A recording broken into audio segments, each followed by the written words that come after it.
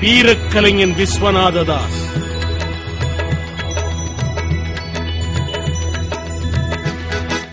நாடக கலை ஆற்றல் மிக்க பொதுமக்கள் சாதனம் என்பதை 19ஆம் நூற்றாண்டில் அறிய முடிந்தது. நாட்டுப்பற்றை பெருக்குவதற்காக நாடக கலையை பயன்படுத்தி அதன் மூலம் சமுதாய சீர்திருத்தத்தை வலியுறுத்தவும் செய்தனர்.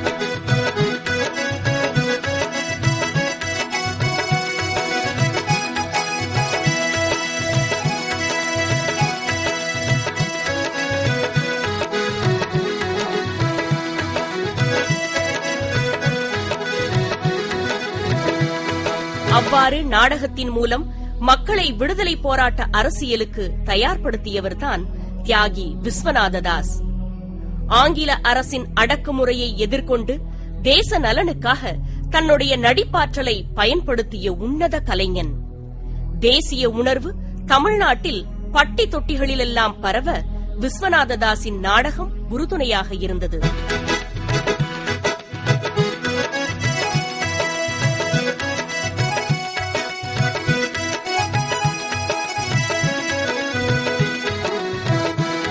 பத்தொன்பதாம் நூற்றாண்டின் இறுதி பகுதியில் விடுதலை போராட்டத்துக்கு நாடகம் முக்கிய பங்காற்றியது. அவ்வாறு நாடகத்தின் வாயிலாக தேசிய ஒற்றுமையை வளர்க்க காரணமாக இருந்த தேசிய நடிகர்தான் எஸ். விஸ்வநாததாஸ்.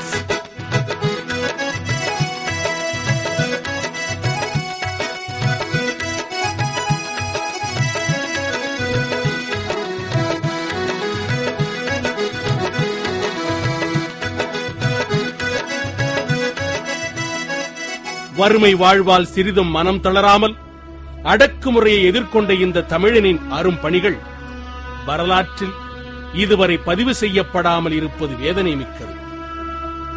விஸ்வநாததாஸ் விருதுநகர் மாவட்டம் சிவகாசியில் சுப்பிரமணியம் ஞானம்மாள் தம்பதியினருக்கு மகனாக பிறந்தார்.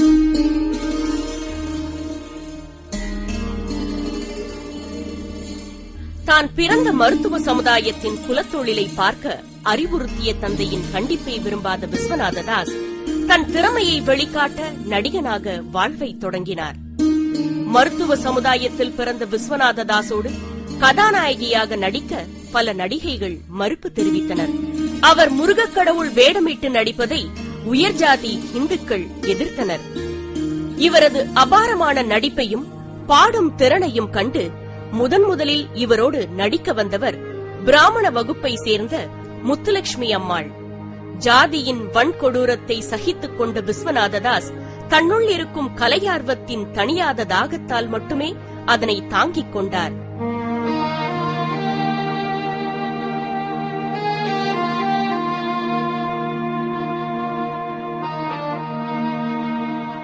சட்டமன்ற உறுப்பினராகவும் பிரபல கம்யூனிஸ்ட் தலைவியாகவும் இருந்த KP ஜானகி அம்மாள் இவருடன் கதாநாயகியாக நடித்தவர் என்பது குறிப்பிடத்தகுந்த விஷயமாகும். காங்கிரஸ் பேரியக்கம் முன்னின்று நடத்திய நிர்மாண திட்டங்களுக்கு ஆதரவாக விஸ்வநாததாஸ் நாடகத்தில் பாடல்களையும் வசனங்களையும் பேசி பாடி நடிக்க ஆரம்பித்தார்.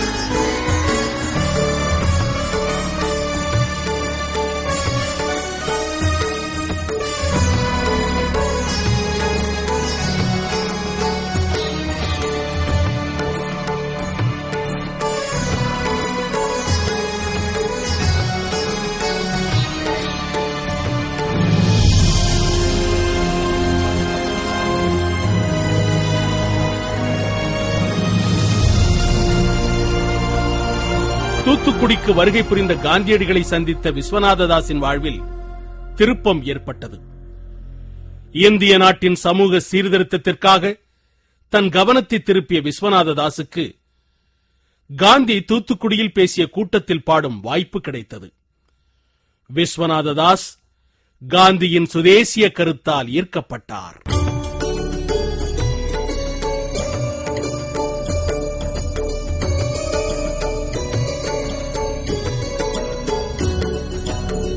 காந்தி துவக்கிய பல அடையாள போராட்டங்கள் தென்னிந்தியாவில், குறிப்பாக தமிழகத்தில் வீரியமாக நடைபெற்ற சமயத்தில் புராண நாடகங்களில் ஆங்கிலேய எதிர்ப்பு விஷயங்கள் புகுத்தப்பட்டது.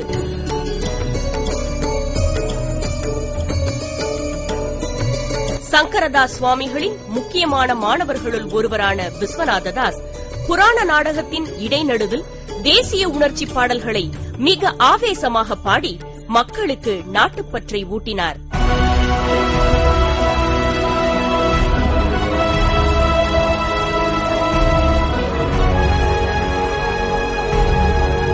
பஞ்சாப் படுகொலையின் அரசியல் தகவல்களும் அடக்குமுறையின் நோக்கத்தையும் கிராம மக்களிடம் கொண்டு சென்ற பெருமை நாடக கலைஞன் விஸ்வநாததாசையே சேரும்.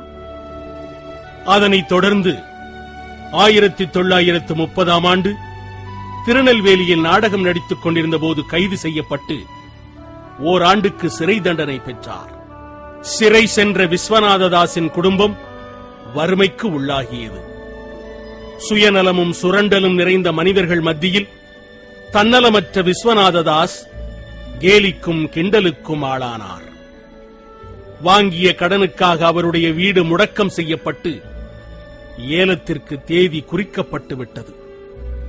முடக்கம் செய்யப்பட்ட வீட்டை மீட்பதற்கு பெரிதும் முயன்று சோர்வடைந்தார் விஸ்வநாததாஸ்.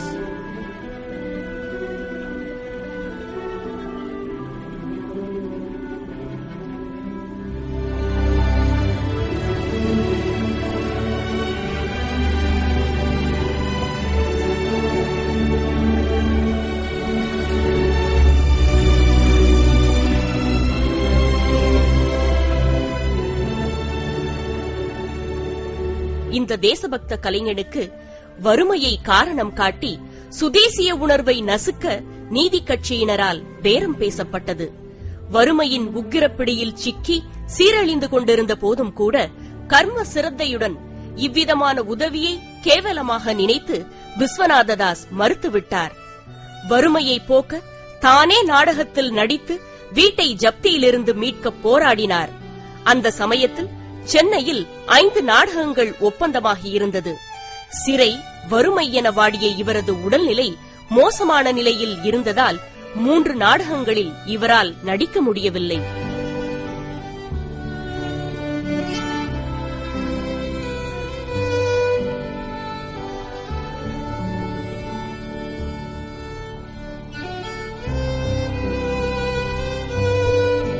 இறுதியில் வள்ளி திருமணம் நாடகம் நடிக்க ஏற்பாடு செய்யப்பட்டு சென்னை நகரம் எங்கும் நாடக விளம்பரம் செய்யப்பட்டது. பரபரப்பாக எதிர்பார்க்கப்பட்டது. முருகன் வேடமணிந்து அழகாக காட்சியளித்தார் விஸ்வநாததாஸ். மாயா பிரபஞ்சத்திலே என்ற பல்லவியை பாடி முடிக்கும் முன் மூச்சு திணறல் ஏற்பட்டு முருகன் வேடத்திலேயே மேடையில் உயிர் பிரிந்தது.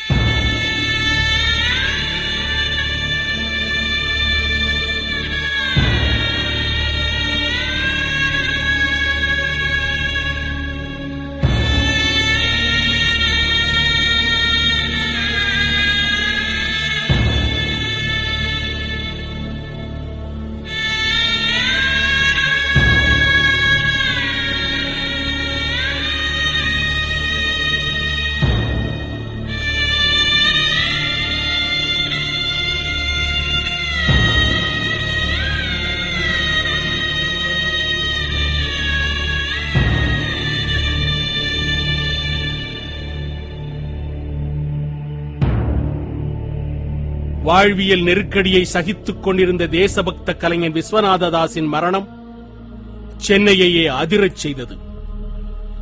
தேசிய மற்றும் சமூக அரசியல் பிரச்சனைகளை கலையரங்கை பயன்படுத்தி வெற்றி பெற முடியும் என நிரூபித்துக் காட்டியவர் விஸ்வநாததாஸ்.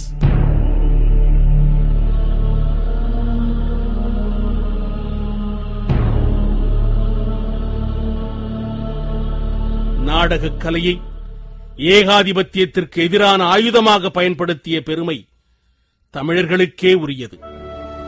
அவ்வாறு 1927 நீலன் சிலை அகற்றும் போராட்டத்திற்கு பாஸ்கரதாசின் பாடல்களை விஸ்வநாததாஸ் பாடி நீலன் செய்த அக்கிரமங்களை மக்கள் அறியுமாறு செய்தார். இவர் பாடுகிற தேசபக்தி பாடல்களை கேட்கும் மக்கள் கதறி அழுதனர், ஆவேசம் அடையவும் செய்தனர். இந்த தேசபக்தனின் இறுதி ஊர்வலத்தில் காமராஜர், வீரர் சத்தியமூர்த்தி, கே.பி. சுந்தரம்பாள் போன்றோர் கலந்து கொண்டனர். விஸ்வநாததாஸின் இறுதி ஊர்வலத்தின் போது சென்னை நகர போக்குவரத்து 7 மணி நேரம் ஸ்தம்பித்துப் போனது.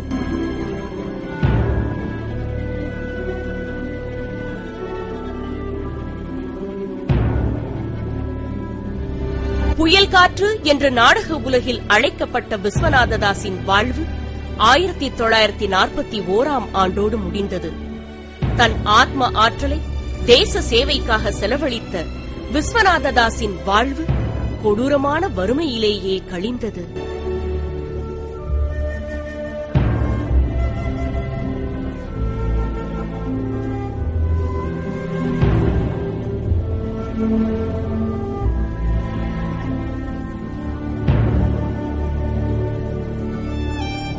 தேசம், தேசியம், மக்கள் என்று எப்போதும் தேசத்தை காப்பதற்காகவே சிந்தித்த விஸ்வநாததாஸ் போன்ற எண்ணற்ற கர்ம சிரத்தையான தேசபக்தர்களால் சத்தியாகிரக போராட்டம் மேலும் மேலும் கூர்மையடைந்தது.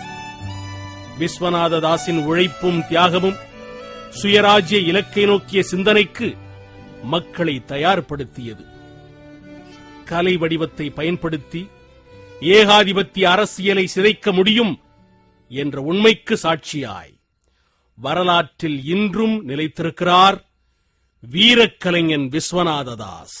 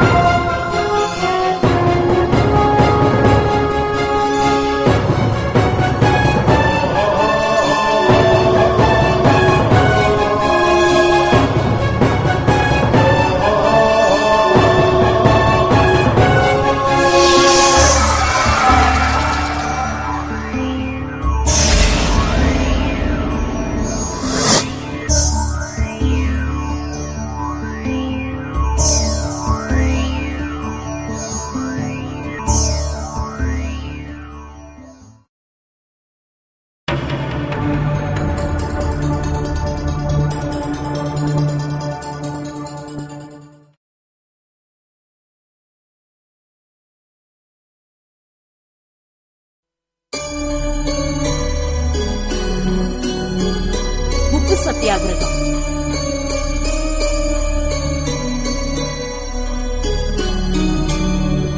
ஒத்துழையாமை இயக்கத்துக்கு பின்னர் சட்ட மறுப்பு இயக்கத்தை துவக்குவதற்கான சூழ்நிலை இந்தியாவில் உருவானது. 1920ஆம் ஆண்டு லாகூர் காங்கிரஸ் பூரண சுயராஜ்யத்துக்காக போராட வேண்டும் என்று முடிவு செய்தது.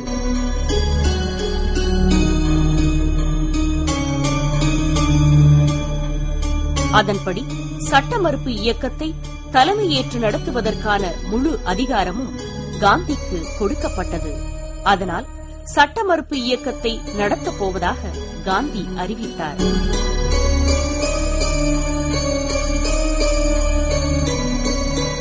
அடித்தட்டு மக்களின் அடிவயிற்றை தொட்ட உப்புவரி சட்டத்தை எதிர்த்து ஆங்கிலேய அரசுடன் மோதத் துணிந்தார் காந்தி.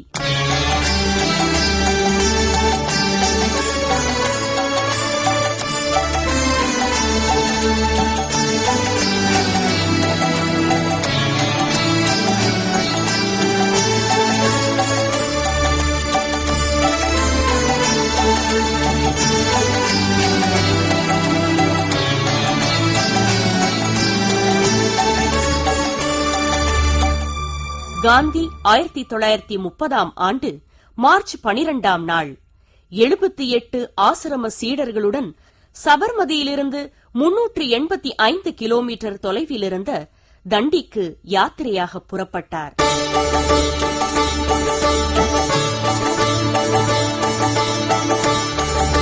சத்தியாகிரக யாத்திரை செய்து காந்தியின் பார்வைப்பட்ட இடமெல்லாம் போராட்ட தீ உருவானது.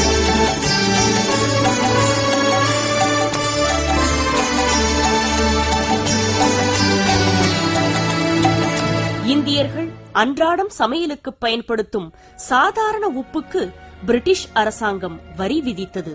இந்தியாவில், குறிப்பாக வங்காளத்தில் இந்தியர்களுக்கு சொந்தமான உப்பளங்களை மூடப்படும் நிலைமையை உருவாக்கினர். இங்கிலாந்தில் தயாராகும் உப்பின் விலையை உயர்த்திக் கொண்டே சென்றனர். காந்தி இந்த உப்பு வரியை எதிர்த்து வைஸ்ராய் லார்ட் இர்வினுக்கு கடிதம் எழுதினார். காந்தியின் கடிதத்திற்கு செவிசாய்க்காத வைஸ்ராய் மீது தொண்டர்கள் ஆத்திரம் அடைந்தனர். அதனால் வெள்ளை ஏகாதிபத்தியத்திற்கு எதிராக தண்டி யாத்திரையை தொடங்க காந்தி தலைமையில் முடிவு செய்யப்பட்டது. தன்னுடன் தண்டிக்கு யாத்திரை செய்ய வரும் தொண்டர்களுக்கு என்று அமைக்கப்படும் 5 விதிமுறைகளை விதித்தார். பஞ்சசீல கொள்கை படிவத்தில் விதிக்கப்பட்டிருந்த நடைமுறையை ஏற்று முழு மனதுடன் கையொப்பமிட்டு உப்பு வரியை எதிர்த்து தண்டி யாத்திரைக்கு தொண்டர்கள் தயாரானார்கள்.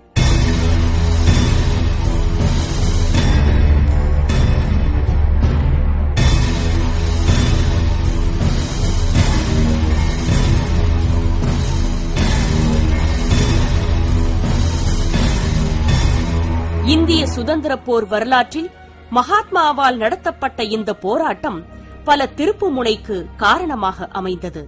78 தொண்டர்களோடு தொடங்கிய காந்தியின் இந்த தண்டி யாத்திரை தியாக மனப்பான்மை கொண்ட பல தொண்டர்களை உள்ளடக்கி மாபெரும் கூட்டமாக மாறியது.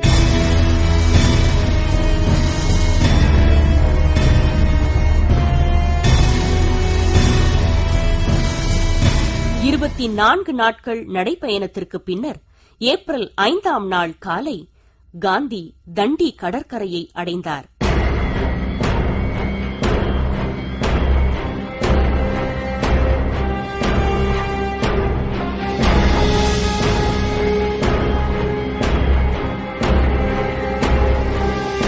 அடுத்த நாள் காலை பிரார்த்தனைக்கு பிறகு உப்பை அள்ளி சத்தியாகிரகத்தை துவக்கினார்.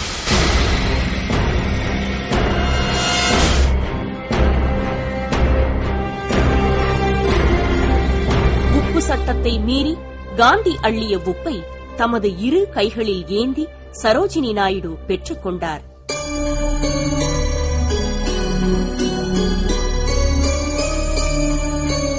தண்டியில் உப்பை அள்ளி இந்தியாவில் பெரும் எழுச்சியை உண்டாக்கினார். உப்பளங்களின் வெளிப்புறம் நின்று கொண்டிருந்த பல்லாயிரக்கணக்கான மக்கள் காந்தியின் இந்த புனித போராட்ட காட்சியினை கண்குளிரக் கண்டு மகாத்மா காந்திஜிக்கு ஜே என்று கோஷங்கள் எழுப்பினர்.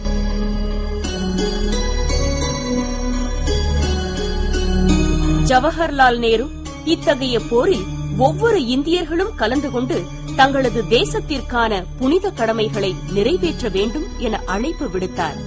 இதனால் ஆங்கிலேய ஆட்சியாளர்கள் ஆத்திரம் அடைந்தனர். ஒவ்வொரு மாகாணத்திலும் உப்பு சத்தியாகிரகத்தை வெற்றியுடன் நடத்த தலைவர்களை நியமித்தார். தமிழ்நாட்டில் தலைவராக ராஜாஜியை நியமித்தனர். தமிழ்நாட்டில் உப்பு சத்தியாகிரக போராட்டத்தை நடத்தும் பொறுப்பு ராஜாஜியிடம் ஒப்படைக்கப்பட்டவுடன் தமிழ்நாடு பரபரப்படைந்தது.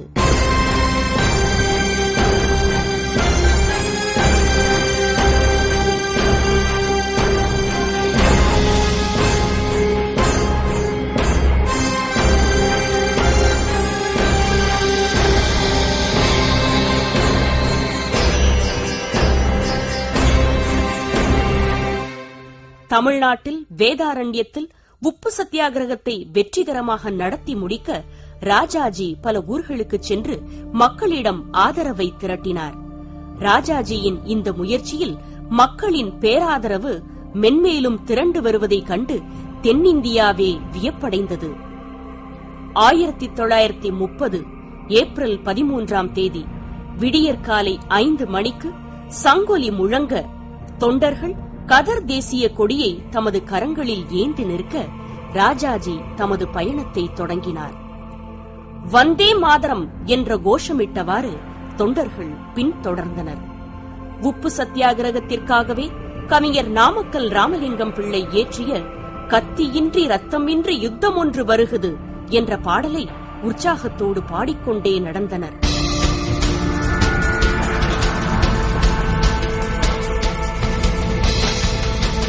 திருச்சியிலிருந்து புறப்பட்ட வேதாரண்யத்திற்கான யாத்திரை 16 நாட்கள் இரவு பகலாக நடந்து ஏப்ரல் 28 தென்னாட்டு தண்டி என்று புகழுடன் அழைக்கப்படும் வேதாரண்யத்தின் எல்லையை அடைந்தனர்.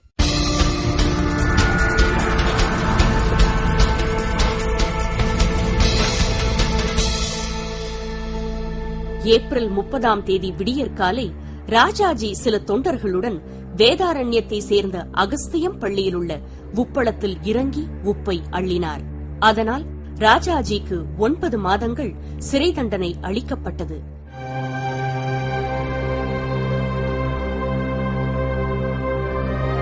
வேதாரண்யம் உப்பு சத்தியாகிரக போர் மே 28 வரை தொடர்ந்து நடந்தது. உப்பு அள்ளிச் சென்ற தொண்டர்கள் மீது தடியடி நடத்தியபடியே இருந்தனர். எந்தவித அடக்குமுறைக்கும் அஞ்சாத சத்தியாகிரகிகள் போலீசின் சித்திரவதையை அனுபவித்தனர். உப்பு சத்தியாகிரகம் மக்கள் இயக்கமாக உருவாகியது. உப்பு சத்தியாகிரகம் தீவிரமடைந்ததைக் கண்டு ஆங்கிலேய அரசு கலவரமடைந்தது. அதனைத் தொடர்ந்து இப்போராட்டத்தை அடக்க 1930 மே 4 நள்ளிரவில் காந்தி கைது செய்யப்பட்டார்.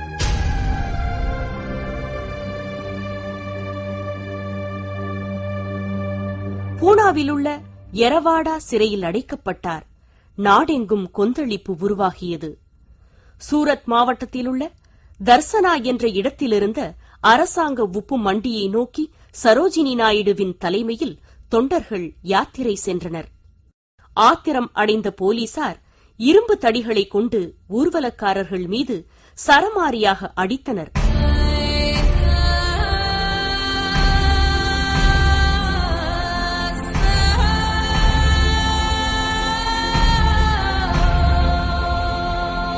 சரோஜினி நாயுடு கைது செய்யப்பட்டார்.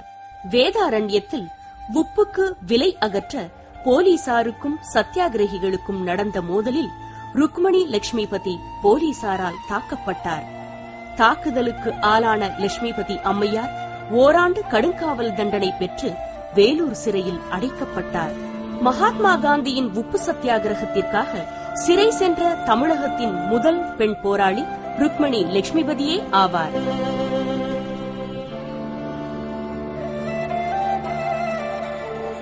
காந்தியின் தண்டி யாத்திரை இந்தியாவின் இதயத்தையே தொட்டது. உப்பு சத்தியாகிரகம் எல்லா இடங்களிலும் ஒரே மாதிரியாக நடைபெறவில்லை.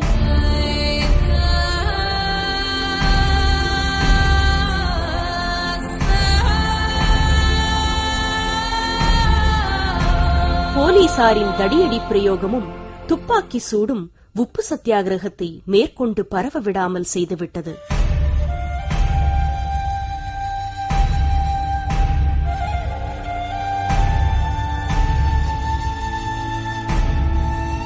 ஆங்கிலேய அரசாங்கத்தின் அடக்குமுறையில் உப்பு சத்தியாகிரக தொண்டர்கள் பலமிழந்தனர்.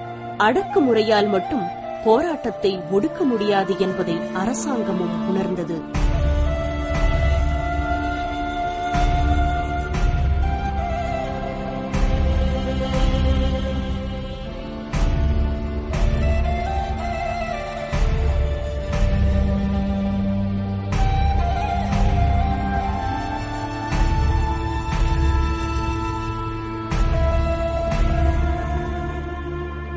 உப்புவரி சட்டத்தை எதிர்த்து நடந்த போராட்டம் அடக்கப்பட்டது. ஆனால் மக்களின் விடுதலை போராட்ட உணர்வு அடங்கவே இல்லை.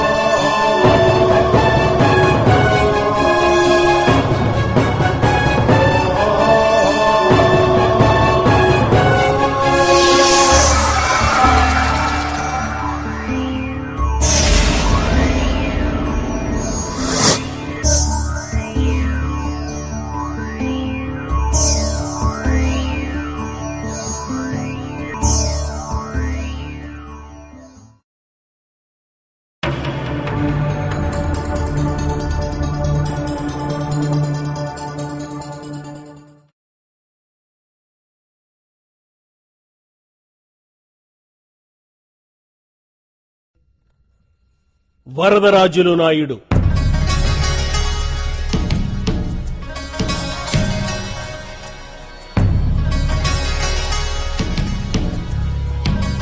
ஐக்கிய இந்தியாவின் பொதுச் சமயம் என்று லாலா லஜபதி ராயால் கருதப்பட்ட சுதேசி இயக்கம் வங்காளத்துக்கு வெளியேயும் பரவி அகில இந்திய ஆதரவை பெற்றது.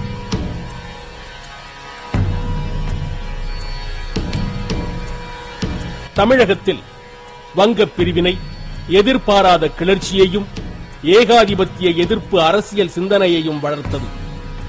இவ்வாறு வங்கப் பிரிவினை உருவாக்கிய கிளர்ச்சியால் விடுதலை போராட்டத்துக்கு தன்னை அர்ப்பணித்தவர்தான் டாக்டர் வரதராஜுலு நாயுடு.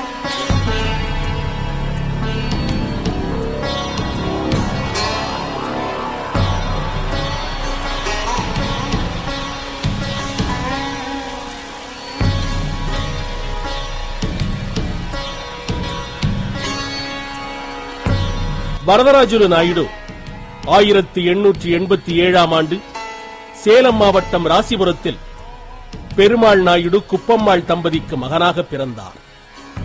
உயர்கல்வி கற்ற வரதராஜுலு நாயுடு வங்கப் பிரிவினை உருவாக்கிய கசப்பான அரசியல் நடவடிக்கையால் ஆங்கிலேய ஏகாதிபத்திய கொடுமையை எதிர்த்து போராட முடிவு செய்தார்.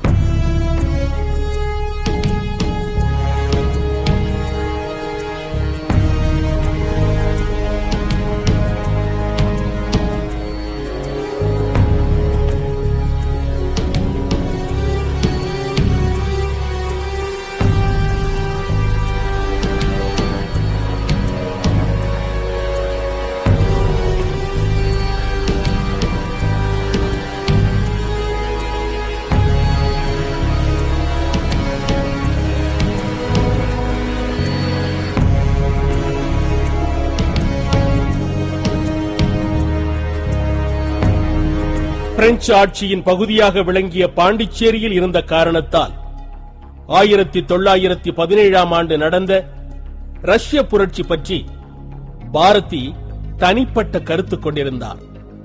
ரஷ்ய புரட்சியின் விளைவு குறித்து பாரதியின் எழுத்தில் வரதராஜுலு நாயுடு சிந்தனை வசப்பட்டார்.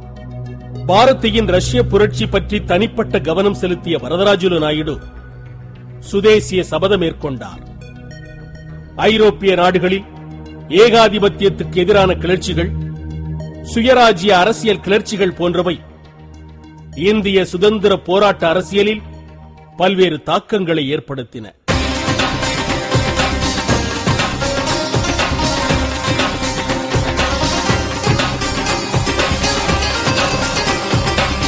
சோவியத் புரட்சி ஏற்படுத்திய தாக்கம் வரதராஜுலு நாயுடுவை பொதுவுடைமையை நோக்கி சிந்திக்க தூண்டியது. அதன்படி 1926ஆம் ஆண்டு அகில இந்திய தொழிற்சங்க காங்கிரசின் உறுப்பினராக தொண்டாற்றியதோடு 1930ஆம் ஆண்டு நடந்த தொழிலாளர் மாநாட்டில் நிலத்தை தேசியமயமாக்க வேண்டும் என்று பேசி பரபரப்பை ஏற்படுத்தினார். ஆங்கிலேய ஏகாதிபத்திய கொடுமைக்கு எதிராக மக்கள் பங்கு பெறும் தேசிய இயக்கத்தை கட்டமைப்பதன் மூலமே விடுதலை சாத்தியப்படும் என்று பேசியும் எழுதியும் வந்தார். 1918ஆம் ஆண்டு மதுரை ஹார்வி மில் தொழிலாளர்களின் போராட்டத்தில் அவர்களிடையே வரதராஜுலு பேசிய எழுச்சியுரைகள் ஆங்கில அரசின் ஆணிவேரையே அசைத்தது. அதனால் ஆங்கிலேயர் அவரை கைது செய்து சிறையில் அடைத்தனர். 18 மாத சிறை வாழ்க்கைக்கு பின் வெளிவந்தார் வரதராஜுலு நாயுடு. ஆங்கிலேய அரசின் கொடூரமான அடக்குமுறைக்கு எதிராக கிளர்ச்சியில் ஈடுபட்டவர் வரதராஜுலு நாயுடு.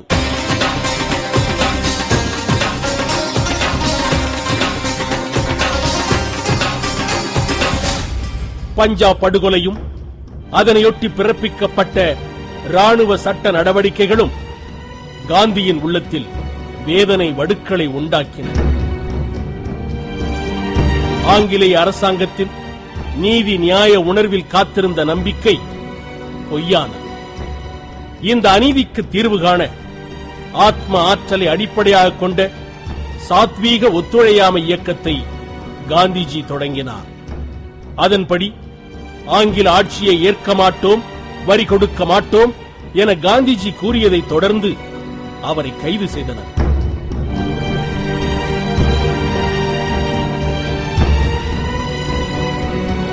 இதனைத் தொடர்ந்து வரதராஜுலு நாயுடு காந்திஜியை விடுதலை செய்யும் வரை வரி கொடுக்க மாட்டேன் என கூறினார். இதனால் சேலத்தில் உள்ள அவரது நிலங்கள் சிலவற்றையும் அவரது காரையும் ஆங்கிலேய அரசு பறிமுதல் செய்தது.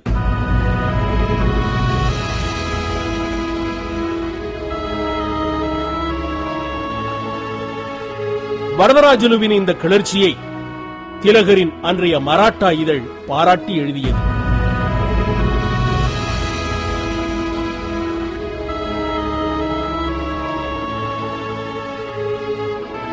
பொதுவுடைமை சிந்தனையிலும் இந்திய சுதேசிய இயக்க அரசியல் கருத்துக்களாலும் கவரப்பட்ட வரதராஜுலு நாயுடு சோவியத்தில் நடந்த ரஷ்ய புரட்சியின் அரசியல் மாற்றத்தை தொழிலாளர்களிடம் பேசி தொழிலாளர் வர்க்கத்தின் பலம் பற்றிய விழிப்புணர்வை ஏற்படுத்தினார்.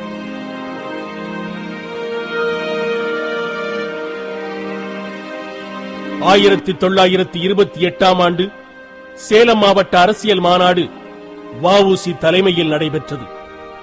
பொதுவுடைமை சித்தாந்தம் குறித்து வரதராஜுலுவின் தனிப்பட்ட கருத்தை அறிய முடியவில்லை என்றாலும் ரஷ்ய புரட்சியின் அரசியல் விளைவுகளை அவர் வரவேற்றார். இந்திய சூழலின் சாதிய ரீதியிலான சமூக அமைப்பை வரதராஜுலு நாயுடு கடுமையாக எதிர்த்தார். கோவிலில் பெண்களை பொட்டுக்கட்டும் வழக்கத்தை ஒழிக்க டாக்டர் முத்துலட்சுமி கொண்டு வந்த மசோதாவை ஆதரிக்கவும் பெண்களுக்கு சொத்துரிமை வழங்க சட்டம் இயற்ற கோரியும் தீர்மானித்தனர்.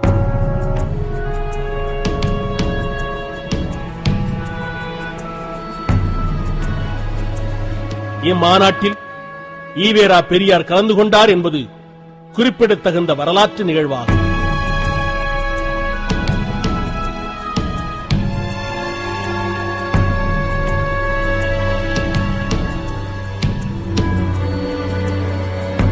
தீண்டாமையை எதிர்த்து சமத்துவத்தை கடைபிடிக்க வேண்டிய அவசியத்தை வற்புறுத்தினார்.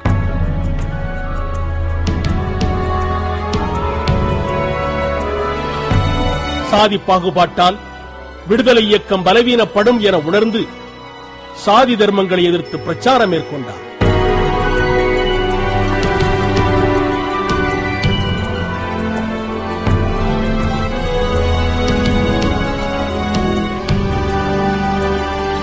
தன்னுடைய அரசியல் பிரச்சாரத்தின் குரலாக 1919ஆம் ஆண்டு தமிழ்நாடு என்ற பத்திரிகையை சேலத்தில் தொடங்கினார்.